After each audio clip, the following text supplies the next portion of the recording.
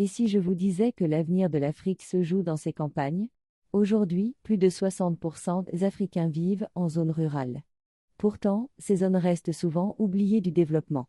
Mais la solution ne réside pas uniquement dans l'argent ou les infrastructures. Elle est ailleurs. Dans les compétences. Dans les talents. Et surtout, dans l'humain.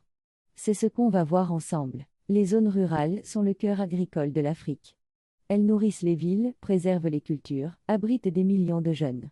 Mais elles font aussi face à des défis immenses. Manque d'accès à l'éducation, fuite des cerveaux vers les villes, accès limité aux soins, à l'eau, à l'électricité. La clé pour transformer ces régions?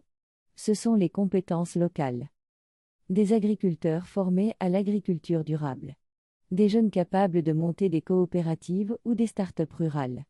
Des femmes formées à la gestion, à la santé, à l'éducation. Former les jeunes en milieu rural, ce n'est pas une dépense. C'est un investissement stratégique. Chaque compétence acquise, c'est une entreprise possible, une solution locale, une communauté qui devient autonome. Regardez cet exemple inspirant. Yao Kouame, électricien de formation, s'est imposé. Et il est ravi de son nouveau métier dans les énergies renouvelables. Nous devons demander à ce qu'il y ait un fils du village qui peut gérer la centrale, qui peut s'occuper des matériels, surveiller les matériels. On a fait la formation pour que je sois sur le site. Il entretient 300 panneaux solaires qui produisent 3000 volts par jour et alimentent 3 villages aux alentours, dont le sien, Dibikro, 1500 âmes.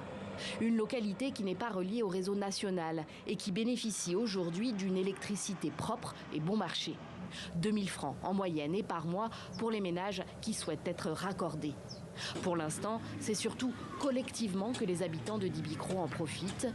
Pour l'eau d'abord, que les femmes allaient avant chercher à des kilomètres de là, au niveau d'un marigot, près du fleuve Bandama. Que vous soyez en Afrique ou ailleurs, vous pouvez agir. Soutenez les programmes de formation rurale. Partagez vos compétences. Donnez de la visibilité aux initiatives locales. Le changement commence toujours par une compétence. Une personne. Une action. Le développement de l'Afrique se construira avec ses villages, ses jeunes, ses talents. Et pour ça, on a besoin de compétences, pas seulement de bonnes intentions. Alors, et vous? Qu'allez-vous faire pour former et transformer le futur rural de l'Afrique?